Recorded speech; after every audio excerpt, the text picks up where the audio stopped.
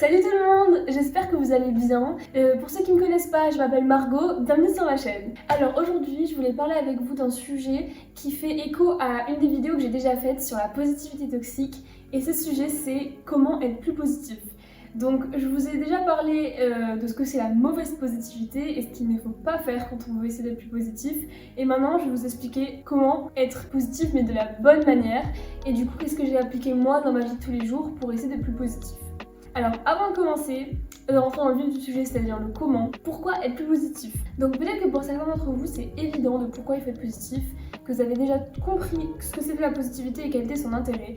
Mais pour certains d'entre nous, je dis nous parce que je faisais partie de ces personnes-là, c'est pas évident de comprendre pourquoi il y a une obsession autour de la positivité et à quel point ça a un impact. Et je vais vous expliquer quels sont certains travers de pensée que j'avais notamment moi et qui sont bons de balayer avant de commencer cette vidéo.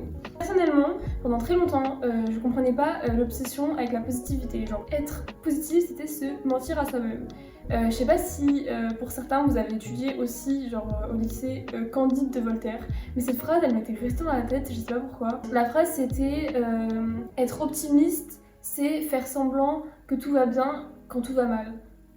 Ou quelque chose comme ça. Enfin c'était une phrase qui est une phrase culte de Candide de Voltaire, qui est d'ailleurs une des dernières phrases je crois.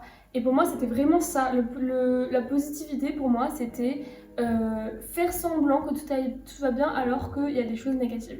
Et autre chose pour moi, qui je pense du coup quand je dis pour moi, je pense que ça s'applique à d'autres personnes parce que j'ai déjà eu des discussions avec des personnes qui pensaient la même chose que moi, qui pour eux la positivité c'était une forme d'irréalisme et une forme de mensonge à soi-même.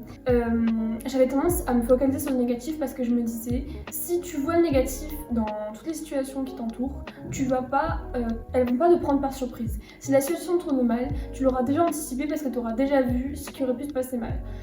Ce qui en fait en soi était pas bête je pense, mais je me rendais pas compte que ça me minait au quotidien et c'est pour ça que je vais vous expliquer pourquoi c'est pas une bonne façon de penser. La première chose à savoir c'est qu'en fait peu importe la situation, en fait on va toujours se mentir à soi-même. C'est pas être irréaliste que de voir le positif parce qu'en fait en voyant que le négatif vous êtes aussi irréaliste parce qu'une situation n'est jamais 100% négative ou 100% positive. Quand on prend la situation classique d'un verre par exemple et qu'on fait le test de est-ce que tu vois le verre à moitié vide ou à moitié plein, ben en fait en réalité le verre il est à moitié vide et à moitié plein. Il y a 50-50. Sauf que toi quand tu vas voir le verre tu vas le voir à moitié vide ou à moitié plein.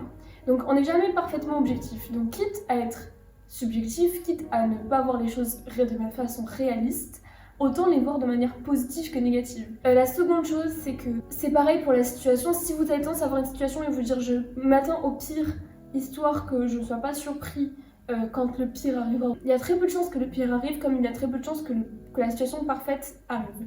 Donc, quitte à réfléchir à une situation qui ne va pas se passer, autant réfléchir à la situation positive. Je sais pas si ça fait sens, je sais qu'il y a beaucoup de personnes qui ont tendance à réfléchir comme moi, qui ont tendance à s'attendre au pire parce qu'ils pensent que ça va les préserver émotionnellement parlant si la situation se produit, mais en réalité vous allez quand même être affecté et si ça ne se réalise pas, vous aurez quand même passé plusieurs jours, semaines, mois à penser au pire et à vous miner avec le pire alors que ça ne s'est pas passé comme ça. Donc voilà, ça c'était pour juste un peu vous expliquer comment essayer de sortir ces mécanismes de pensée qui vous bloquent, qui vous font vous dire que la positivité c'est pas forcément un super chemin pour vous. Également, la positivité, moi je sais même pas comment vous expliquer à quel point ça a eu un impact énorme sur ma vie d'essayer d'être plus positive.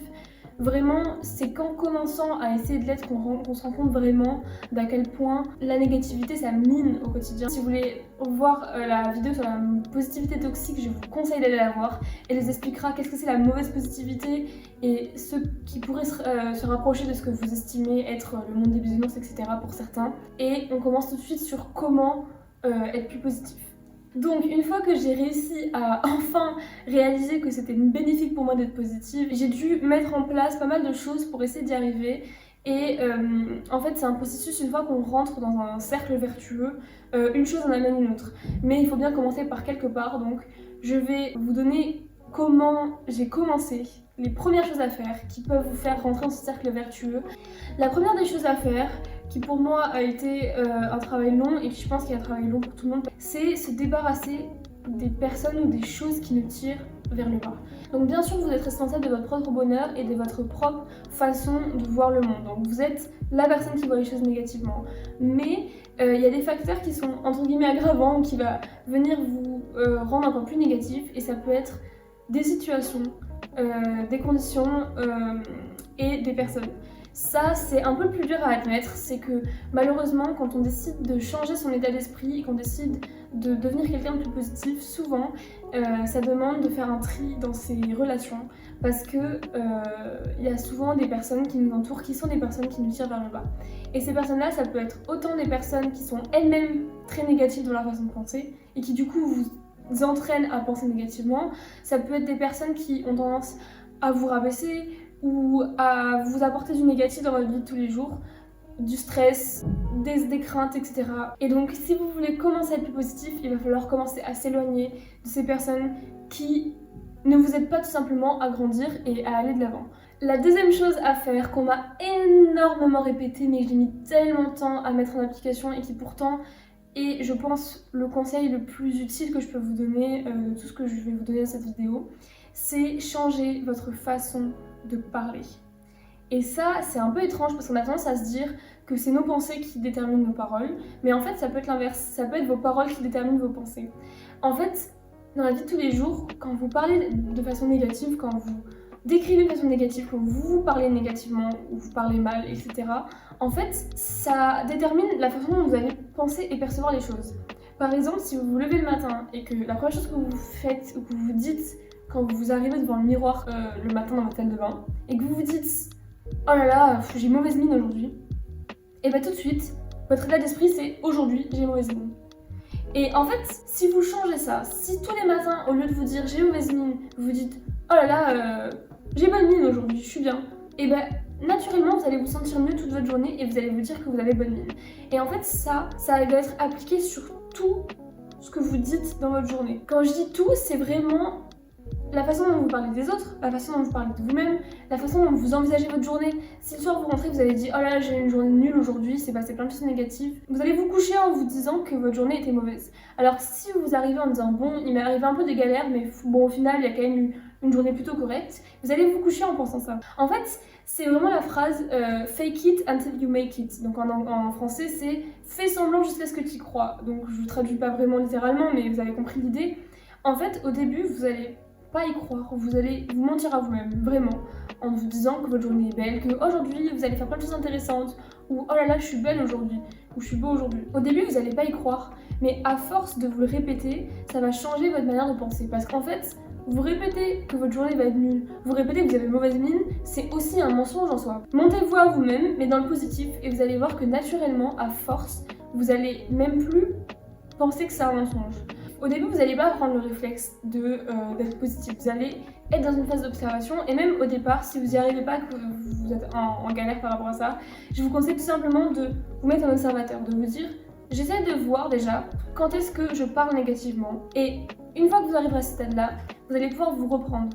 Et ça, c'est très important, et c'est une phase qui va être essentielle pour la suite. Vous n'allez pas du jour au lendemain passer de négatif à positif. Au début, vous allez vous dire oh là là, j'ai mauvaise mine, ah non, j'ai bonne mine aujourd'hui. Et ça va te paraître bizarre parce que de vous reprendre comme ça à voix haute, mais faites-le et vous allez voir qu'à force, vous allez même plus vous reprendre et vous allez le faire naturellement.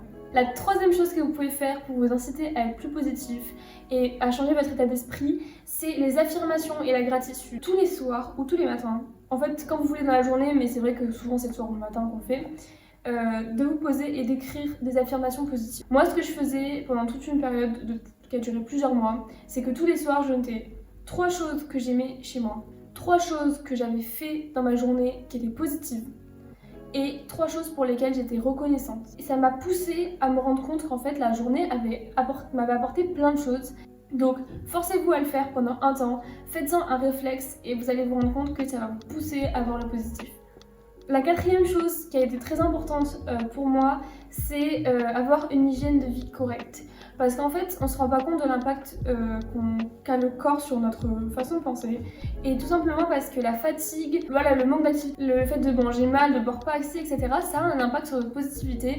Moi, je sais par exemple que c'est la fatigue qui joue un énorme rôle. Pour certains, ça va être le sport par exemple.